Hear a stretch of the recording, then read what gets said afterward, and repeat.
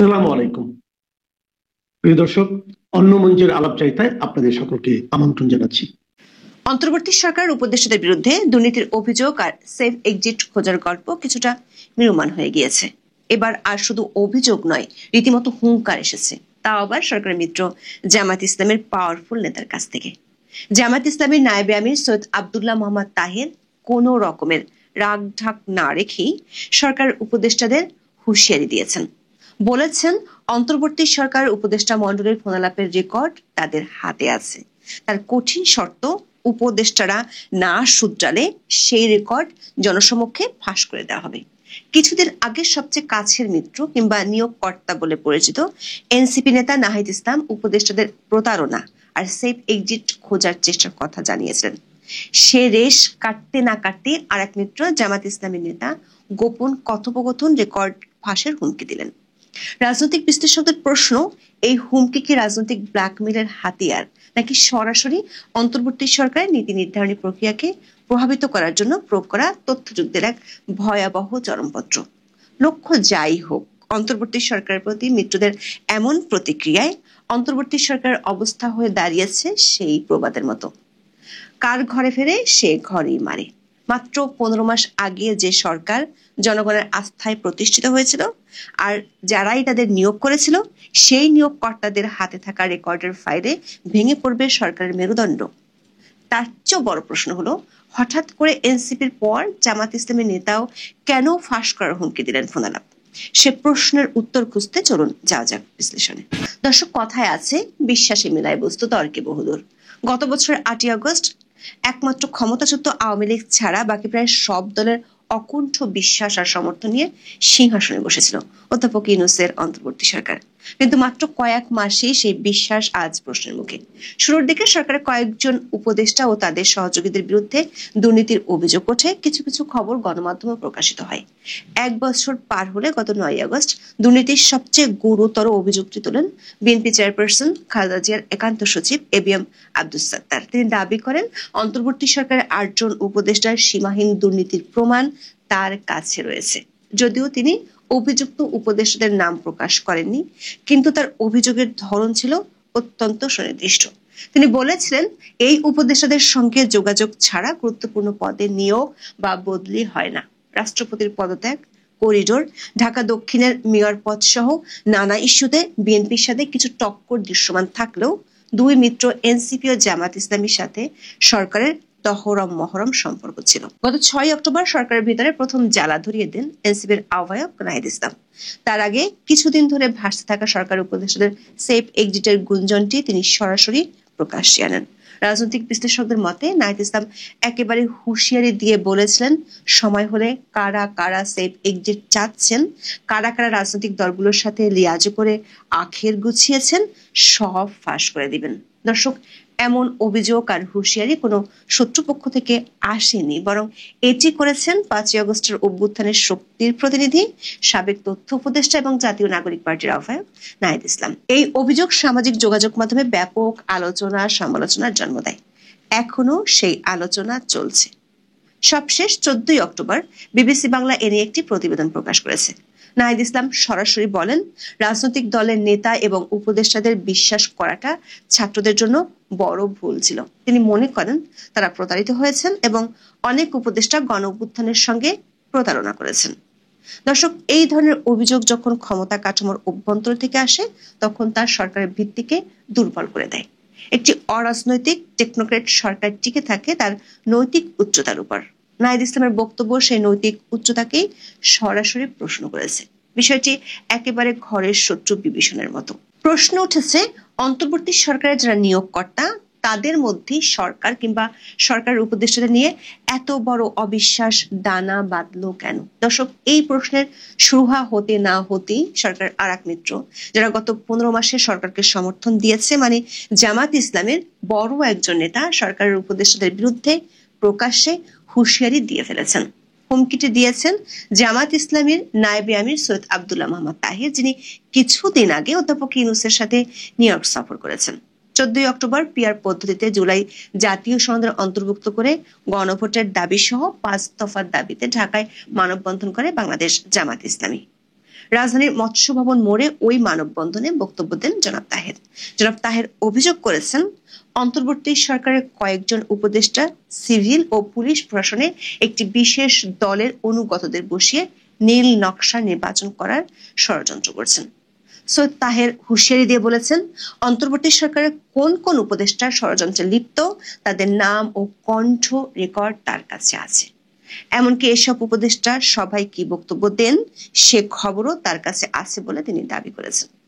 দর্শক, খেয়াল করে দেখুন, অন্তর্বর্তী সরকারের বিরুদ্ধে সবচেয়ে বিপজ্জনক কৌশলগত চাপটি এসেছে সরকারের মিত্র জামাত ইসলামের নেতার হুমকির মাধ্যমে।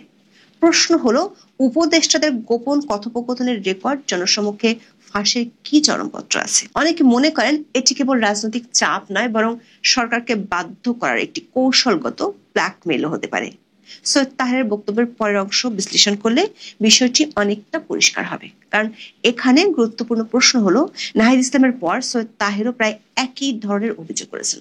জনাব তাহের বলেছেন, নির্বাচনের সুষ্ঠু হওয়ার জন্য সরকারকে নিরপেক্ষ হতে হয়, সিভিল ও পুলিশ প্রশাসনকে নিরপেক্ষভাবে ভূমিকা রাখতে হয়। কিন্তু জামাত ইসলামের কাছে মনে হয়েছে সেই নিরপেক্ষ প্রশাসন, সিভিল ও পুলিশ প্রশাসনকে দলীয়করণ করার জন্য এক মহা ষড়যন্ত্র হচ্ছে। আব্দুল্লাহ মোহাম্মদ তাহের উদাহরণ দিয়েছেন, নির্বাচনের জন্য, বিশেষ করে নির্বাচনের সাথে সংশ্লিষ্ট উচ্চপদস্থ কর্মকর্তাদের নিয়োগ বদলির জন্য জনপ্রশাসন সচিব খুব গুরুত্বপূর্ণ ভূমিকা রাখে। সম্প্রতি চুক্তিভিত্তিক জনপ্রশাসন সচিব নিয়োগ দিয়েছে সরকার।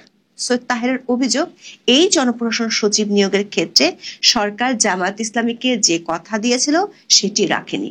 দর্শক, কিছুদিন আগে তথ্য উপদেষ্টা মাহফুজ আলম প্রকাশ্যে অভিযোগ করেন, গত বছরের 8ই আগস্ট সরকার গঠনের পর বিএনপি ও জামাত প্রশাসন থেকে শুরু করে সবখানে নিজেদের লোক বসিয়েছে। জামাত নেতা তাহেরও বললেন, জনপ্রশাসন সচিব একটি দলের প্রতি অনুগত। শুধু তাই নয়, পুলিশের নিয়োগের ক্ষেত্রে একই অবস্থা চলছে বলে দাবি করেন জনাব তাহের। যদিও সৈয়দ তাহের দলটির নাম উচ্চারণ করেননি, কিন্তু পরিস্থিতি বিবেচনায় এটি পরিষ্কার তিনি বিএনপির দিকেই ইঙ্গিত করেছেন।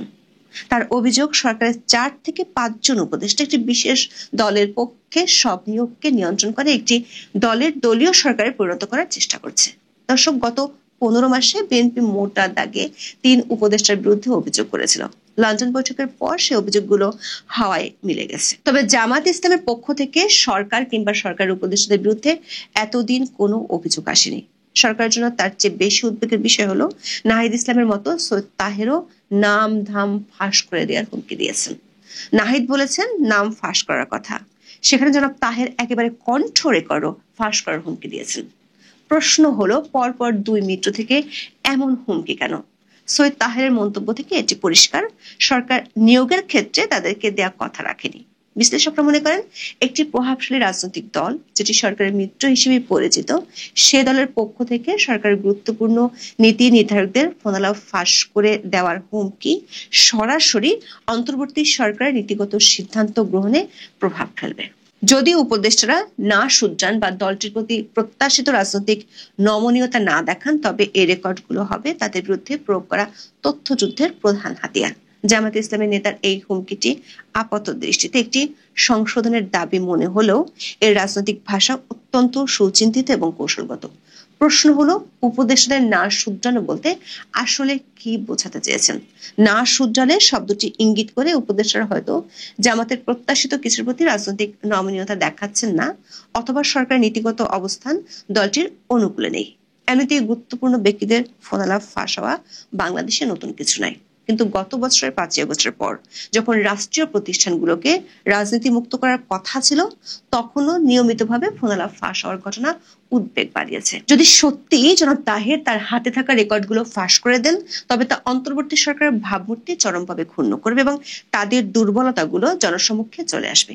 এর সাথে যদি নাহিদ ইসলামও প্রতারক সেই উপদেষ্টাদের নাম বলে দেন, তাহলে চরম অস্তিত্ব সংকটে পড়বে অধ্যাপক ইউনূসের পরিষদ। দর্শক, পরিস্থিতি এমন দাঁড়িয়েছে, অধ্যাপক ইউনূসের পরিষদের অবস্থা এখন শ্যাম রাখি না কুল রাখির মতো। বিএনপির চাহিদা পূরণ করতে গেলে এনসিপি আর জামাত ইসলামী ষড়যন্ত্রকারী উপদেষ্টাদের নাম ফাঁস করার হুমকি দিচ্ছে। আবার বিএনপি নেতারাও এখনো 2 ছাত্র উপদেষ্টার পদত্যাগ দাবি করে যাচ্ছে।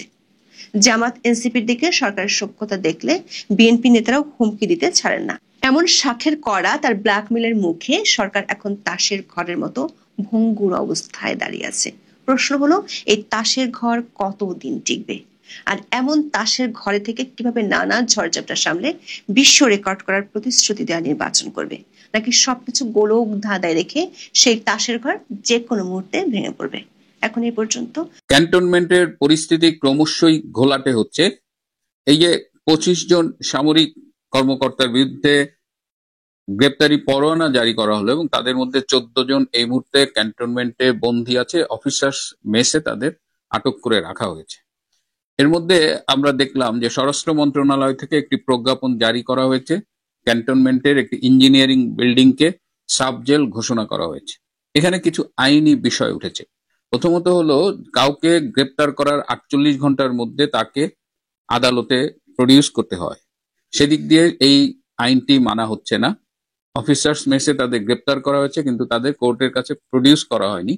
আইসিটিতে তাদের 22 অক্টোবরের মধ্যে গ্রেপ্তার করে 22 অক্টোবর হাজির করার কথা। সো এখানে একটা আইনের ব্যত্যয় ঘটছে। আমরা ছবি দেখেছি যে চারিদিকে বড় করে মানে প্রাচীর তুলে কাঁটাতারের বেড়া দিয়ে একটা জেল তৈরি করা হচ্ছে, আর সাব জেল এই স্বরাষ্ট্র মন্ত্রণালয়ের প্রজ্ঞাপনের মাধ্যমে এটাকে সাব জেল ঘোষণা করা হয়েছে। কিন্তু খেয়াল করে দেখবেন যে বিল্ডিংটা কিন্তু সামরিক এরিয়ায় এবং সামরিক একটা স্থাপনা। আবার প্রজ্ঞাপন জারি করছে বেসামরিক কর্তৃপক্ষ।